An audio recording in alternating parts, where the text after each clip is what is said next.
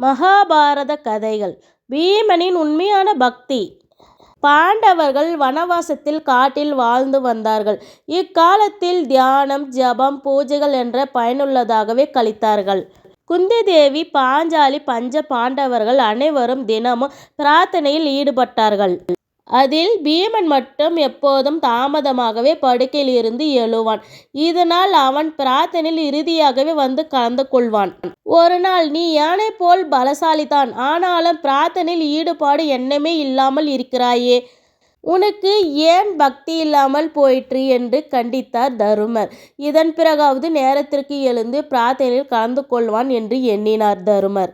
ஆனாலும் வழக்கம் போல தாமதமாகவே பீமன் படுக்கையில் இருந்து எழுந்தான். ஒரு நாள் கிருஷ்ணரை விருந்துக்கு அழைக்க எண்ணி நகுலனை கிருஷ்ணரிடம் அனுப்பி வைத்தார் தருமர். நகுலன் திரும்பி வந்து, நாளை கிருஷ்ணருக்கு வேறு வேலை இருக்கிறதாம், வேறு நாள் வருவதாக சொல்லிவிட்டார் என்று கூறினான். நீங்கள் எல்லாம் கூப்பிட்டால் கிருஷ்ணன் வரமாட்டார், நான் போய் அழைத்து வருகிறேன் பாருங்கள் என்று கூறியவாறு அர்ஜுனன் நம்பிக்கையுடன் சென்றான். கிருஷ்ணரிடம் நாளை விருந்துக்கு வரும்படி அழைப்பு விடுத்தான். நாளைக்கு எனக்கு வேறு வேலை இருக்கிறதே என்றார் கிருஷ்ணர். மனம் சோர்ந்தவனாக அர்ஜுனன் திரும்பினான். அர்ஜுனன் அழைத்தும் கிருஷ்ணர் வேறு வேலை இருப்பதாக கூறி மறுத்து விட்டாரே என்று அனைவரும் அடுத்த நாள் காலையில் பூஜையில் முகம் வாட்டத்துடன் இருந்தனர்.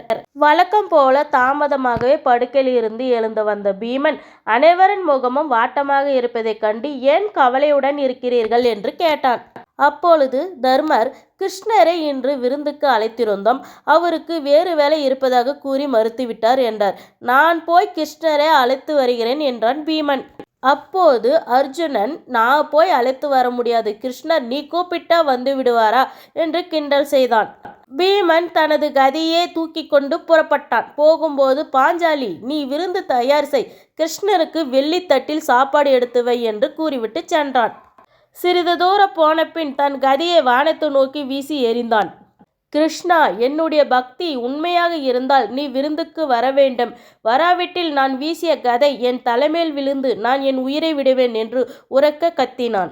உடனடியாக கிருஷ்ணர் தோன்றி பீமனின் தலைக்கு மேலாக வந்து கொண்டிருந்த கதையை சட்டென்று பிடித்து கொண்டார். பீமனின் பக்தி அழைப்பினை ஏற்று அவனோடு விருந்திற்கு வர சம்மதித்தார். பீமனோடு கிருஷ்ணர் வருவதை கண்டதும் கேலி செய்தவர்கள் தலை குனிந்தனர். பீமனின் பக்தி தான் சிறந்தது என்று நிரூபணமானது. பீமன் தனது பக்தியை வெளியே காட்டிக் கொள்வதில்லை என்பதை உணர்ந்தான் அர்ஜுனன். தினமும் பிரார்த்தனையில் கலந்து கொள்ளாத போதிலும் பீமனின் மனம் தூய்மையாகவும் தன்னலமற்றதாகவும் பக்தியுடன் இருந்தான்.